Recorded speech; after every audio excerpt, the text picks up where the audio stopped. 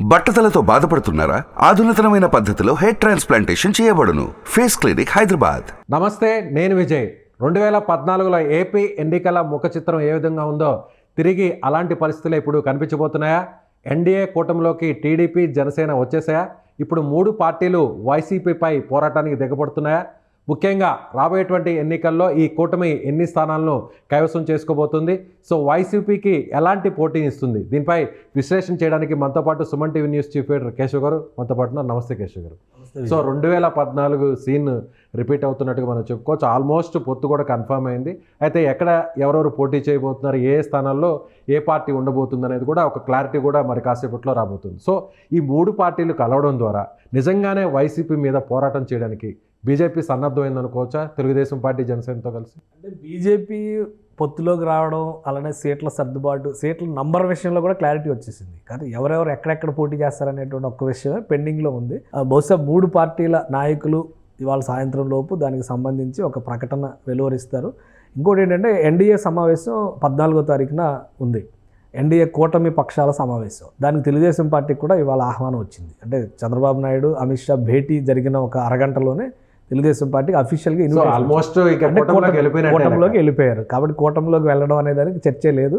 సీట్ల సర్దుబాటు, అలానే ఎవరెవరిని ఎక్కడెక్కడ బరిలో దింపుతారు, ఇదే ఇప్పుడు వాళ్ళ మధ్య ఉన్నటువంటి మేజర్ కాంప్లికేషన్. మిగతా అంతా కూడా క్లారిటీ వచ్చేసినట్టుగానే మనం చూడాలి. ఆంధ్రప్రదేశ్లో 2014 తరహాలోనే 3 పార్టీల కూటమి వర్సెస్ వైసీపీ పోటీ జరగబోతుంది.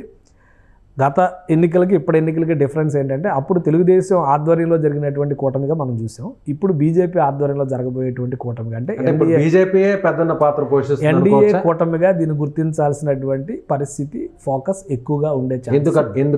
ఎందుకు అంటే బీజేపీకి ఉండేటువంటి జాతీయ స్థాయిలో బీజేపీ ప్రభుత్వం అంటే ఎన్డీఏ ప్రభుత్వం రావడం అనేది కన్ఫర్మ్ అనే అన్ని రిపోర్ట్లు చెబుతున్నటువంటి పరిస్థితి. రేపు ఆంధ్రప్రదేశ్ ప్రయోజనాలను పరిరక్షించడంలో ఎక్కువ కీలక పాత్ర తీసుకోవాల్సింది కూడా బీజేపీనే. సో రాజకీయంగా బీజేపీ ఏ విధమైన లబ్ధి పొందుద్ది అనేది తర్వాత, కానీ అసలు ఆ పాత్ర మేము తీసుకుంటున్నాం అనేటువంటి ఎమర్జెన్సీ ఈరోజు చేయగలిగితేనే రేపొద్దున ప్రజలు బీజేపీని ఆదరించడానికి అవకాశం ఉంది. ఎందుకంటే గత 10 ఏళ్లలో ఆంధ్రప్రదేశ్లో 2 ప్రభుత్వాలు మారినాయి, కానీ కేంద్రంలో ప్రభుత్వం ఒకటే ఉంది. సో ప్రతి అంశంలో కూడా కేంద్ర ప్రభుత్వం చేయలేదు అనేటువంటి దోష నివారణ కేంద్ర ప్రభుత్వం పైన ఉంది, ఈరోజు బీజేపీ పైన ఉంది. ఆ దోష నివారణ కోసమైనా కానీ లీడ్ రోల్ తీసుకోవాల్సినటువంటి అవసరం బీజేపీకి ఎక్కువగా ఉంటుంది. తర్వాత భారతీయ జనతా పార్టీతో కలిసి వెళ్ళేటువంటి క్రమంలో జనసేన పార్టీ పోషించినటువంటి పాత్ర, ఈ 2 కూడా చాలా ముఖ్యమైనటువంటి. రేపు ఆంధ్రప్రదేశ్ ప్రజలు నమ్మడానికి ఎక్కువ ఆలంబన కావాల్సింది వీరి సఖ్యత.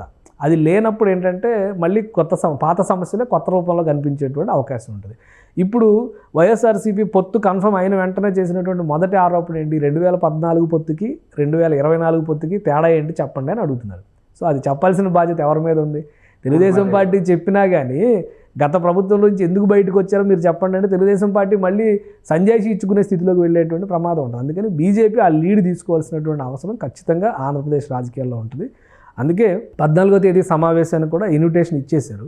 ఇంకోటి ఏంటంటే 2వ జాబితా రిలీజ్ చేయడానికి బీజేపీ కేంద్ర ప్రభుత్వం అంటే కేంద్ర పార్టీ సన్నాహాలు చేస్తుంది. ఆల్రెడీ 195 నియోజకవర్గాల్లో అభ్యర్థులను ప్రకటించేసింది భారతీయ జనతా పార్టీ అభ్యర్థులు దేశవ్యాప్తంగా.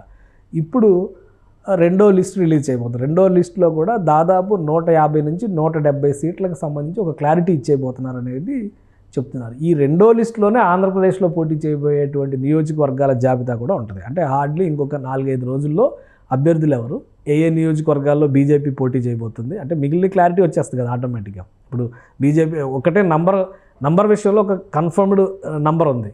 8 లోక్సభ సీట్లు, 30 అసెంబ్లీ సీట్లు, 2 పార్టీలు కలిపి. కాబట్టి ఆ 30లో 24 ఆల్రెడీ మేము చేస్తున్నామని పవన్ కళ్యాణ్ చెప్పారు. కాబట్టి 6 సీట్లు బీజేపీకి అనేది. అసెంబ్లీ సీట్ల విషయంలో పెద్ద పట్టింపు లేదనేటువంటి విషయం కూడా చెప్పారు. గత ఎన్నికల్లో 10 సీట్లు తీసుకొని 3ో 4ో గెలిచాం కాబట్టి ఈసారి పక్కా ప్రణాళికతో వెళ్ళాలని బీజేపీ కూడా అదే దృష్టితో ఉంది.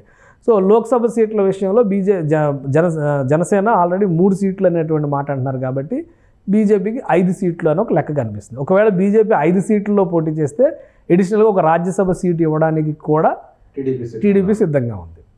ఒకవేళ అది కాని పక్షంలో 6 సీట్లలో బీజేపీ పోటీ చేస్తే 2 సీట్లలో జనసేన పోటీ చేస్తే. కాబట్టి ఆ నంబరు ఈ 2-3 రోజుల్లో క్లారిటీ వచ్చాయి. ఇప్పుడు ఈ పోటీ చేసే బీజేపీ స్థానాలు ఏవే ఉండొచ్చు? 5 స్థానాలు అంటే మోస్ట్లీ మొదటి నుంచి కూడా వినిపిస్తున్నటువంటి స్థానాలు అభ్యర్థుల పేర్లతో సహా కూడా కనిపిస్తున్నాయి. ఒకటి ఫస్ట్ అరకు పార్లమెంట్ స్థానం అడుగుతుంది. ఎందుకంటే ఉమ్మడి విశాఖ జిల్లాలో గతంలో విశాఖ నుంచి కంభంపాటి హరిబాబు గారు కంటెస్ట్ చేశారు. 2014లో కూడా ఆయన కంటెస్ట్ చేశారు.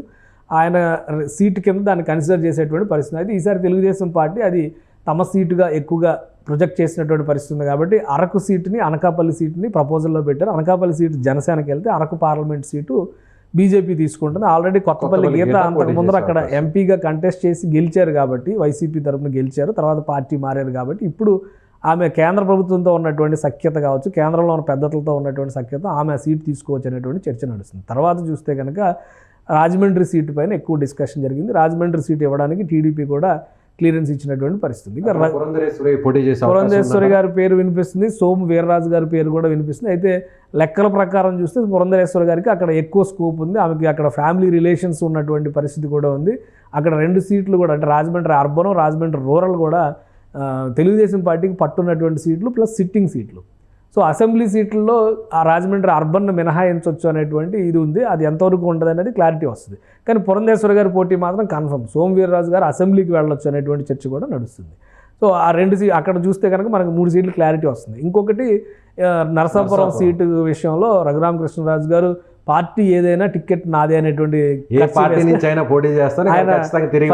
ఉన్నారు కాబట్టి నరసాపురం సీటు కూడా ట్రెడిషనల్గా గతంలో కృష్ణరాజు గారు పోటీ చేశారు. ఇప్పుడు కృష్ణరాజు గారి భార్యకి ఇస్తే ఆ సీటు బెటర్ అనేటువంటి అభిప్రాయం అక్కడ వ్యక్తం చేస్తుంది రాష్ట్ర బీజేపీ నాయకత్వం. ఇంకొక ఆప్షన్ కూడా వేరే క్షత్రియ సామాజిక వర్గానికి చెందినటువంటి ఇంకొక నాయకుడిని కూడా ప్రొజెక్ట్ చేస్తున్నారు. అయితే మరి రఘురామకృష్ణరాజు గారు ఆయన సీట్ ఎంతవరకు గెయిన్ చేసుకోగలుగుతారో చూడాలి. సో ఇంకా రాయలసీమలో 2 సీట్ల ప్రస్తావన జరుగుతుంది. తిరుపతి లోక్సభ స్థానం గతంలో పోటీ చేసినటువంటి పరిస్థితి ఉంది. ఇప్పుడు తిరుపతి లోక్సభ స్థానం అడుగుతున్నారు. రాజంపేట స్థానం నుంచి కిరణ్ కుమార్ రెడ్డి గారు పోటీ చేయాలనేటువంటి ఆసక్తి చూపిస్తున్నారని చర్చ నడుస్తుంది కాబట్టి ఆ సీటు కూడా అడుగుతున్నారు. ఈ 5 సీట్ల పైన మాత్రం ఒక క్లారిటీ ఉంది. ఇక జనసేన పోటీ చేసేవి అటు అనకాపల్లి, నరసాపురం, కాకినాడ, మచిలీపట్నం ఈ 3 సీట్ల పైన అది అదే దానిలో ఏం వివాదం లేదు కాబట్టి బాలశౌరి అక్కడ తన పని తాను చేసుకుపోతున్నటువంటి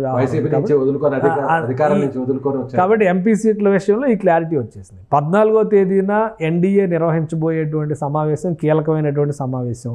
ఈ లోపు కేంద్ర ప్రభుత్వం తరపున అలానే బీజేపీ తరపున ఇవ్వబోయేటువంటి కొన్ని వరాలు ఆంధ్రప్రదేశ్కి పెండింగ్లో ఉన్నాయనేటువంటి సమాచారం ఒకటి వస్తుంది. కాబట్టి ఏమి అనౌన్స్మెంట్ చేయబోతున్నారు, అందులో ప్రధానమైనటువంటిది ప్రధానమంత్రి ఎక్కువగా చాలా చోట్ల ఉపయోగించినటువంటిది వెనుకబడిన ప్రాంతాలకు ఆర్థిక ప్యాకేజ్ అనేటువంటి విషయంలో ఆంధ్రప్రదేశ్లో ఉన్నటువంటి అటు రాయలసీమ ఇటు ఉత్తరాంధ్రకి సంబంధించి ఒక బుందేల్ఖండ్ తరహా ప్యాకేజ్ ఇవ్వాలి అనేటువంటి ఆలోచన జరుగుతోంది. కేంద్రంలో దానికి సంబంధించి కసరత్తు జరుగుతోంది. గతంలో మనం చూస్తే బీహార్కి కూడా ఎలాంటి ప్రకటన ఒకటి చేశారు. 30,000 కోట్లు 40,000 కోట్లతో ఒక ప్రకటన చేశారు. కాబట్టి వెనుకబడిన ప్రాంతాలకి అటువంటి ప్యాకేజ్ ఒకటి అనౌన్స్ చేసేటువంటి స్కోప్ ఉంది అనేటువంటి చర్చ నడుస్తుంది. ఇక విభజన హామీలకు సంబంధించినటువంటి అంశాలపైన కూడా కొన్నిటిని ముందుకు జరిపేటువంటి స్కోప్ ఉండొచ్చు. ఎందుకంటే రైల్వే జోన్కు సంబంధించి శంకుస్థాపనలు ఇవన్నీ పెండింగ్ ఉన్నాయి కాబట్టి వాటిపైన ఒక బలమైనటువంటి సంకేతాలు ఆంధ్రప్రదేశ్ ప్రజలకు వెళ్లే విధంగా కేంద్ర ప్రభుత్వంలో కసరత్తు జరుగుతుంది అనేటువంటిది ఢిల్లీ నుంచి వస్తున్నటువంటి సమాచారం. కేశవ్ గారు ఇప్పటివరకు ఎక్కడా కూడా బీజేపీ మీద, బీజేపీ పెద్దల మీద వైసీపీ ప్రభుత్వం కానీ వైసీపీ నేతలు కానీ ఆ స్థాయిలో ఎక్కడ కూడా విరుచుకుపడిన పరిస్థితి లేదు.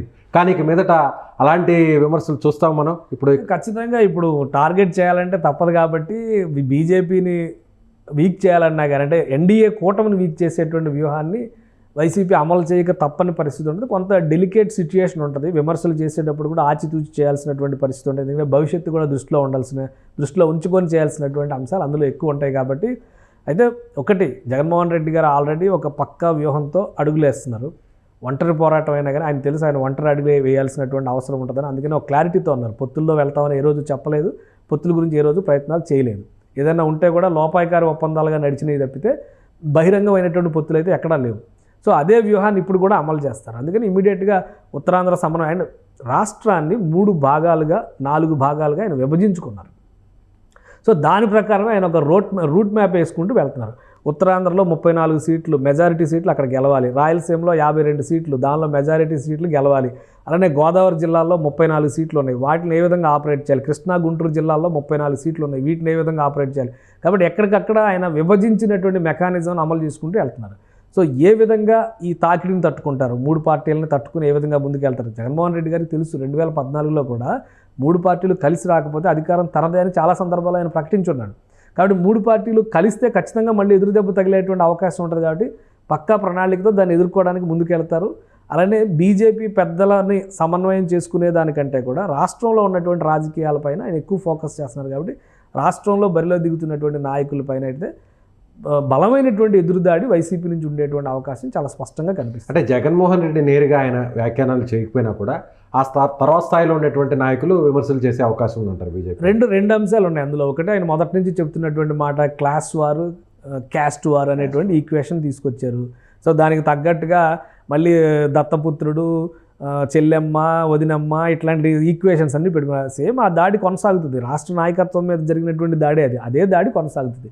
కేంద్రంలోని పెద్దలను విమర్శించేటువంటి క్రమంలో మాత్రం కొంత ఆచితూచి బ్యాలెన్స్డ్గా ముందుకెళ్ళేటువంటి అవకాశం అయితే స్పష్టంగా ఉంటుంది.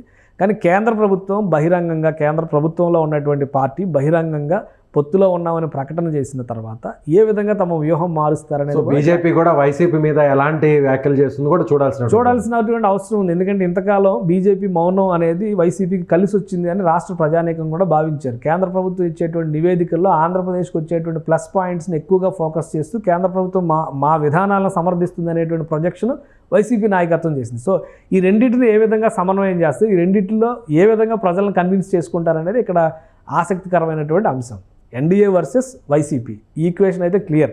కాబట్టి పోటీ విషయంలో రాష్ట్ర నాయకత్వాన్ని ఎదుర్కొనేటువంటి క్రమంలో, కేంద్ర నాయకత్వాన్ని ఎదుర్కొనేటువంటి క్రమంలో వైసీపీ కూడా ఇప్పుడు బలమైనటువంటి రక్షణ వ్యూహాన్ని రెడీ చేసుకోవాల్సినటువంటి అవసరం అయితే స్పష్టంగా కనిపిస్తుంది. Right sir, thank you so much. So ఏపీలో రాజకీయాలు ఇక రసవత్తరంగా మారబోతున్నాయి. ముఖ్యంగా ఎన్డీఏ కూటమికి బీజేపీ పెద్దన్న పాత్రను పోషిస్తూ గతంలో ఏపీకి అన్యాయం చేసినటువంటి అపవాదును తొలగించుకోబోతూ రాబోయేటువంటి రోజుల్లో కూడా మోడీ సభలో కూడా ఏపీకి వరాల జల్లును కురిపించేందుకు అటు తెలుగుదేశం పార్టీ అలాగే జనసేన సిద్ధంగా ఉన్నట్టుగా తెలుస్తుంది. సో రాబోయే రోజుల్లో ఇక వైసీపీ వర్సెస్ బీజేపీ, టీడీపీ, జనసేనగా మారబోతున్నట్టుగా మనం రాజకీయ ముఖ చిత్రాన్ని అర్థం చేసుకోవచ్చు. Thank you so much.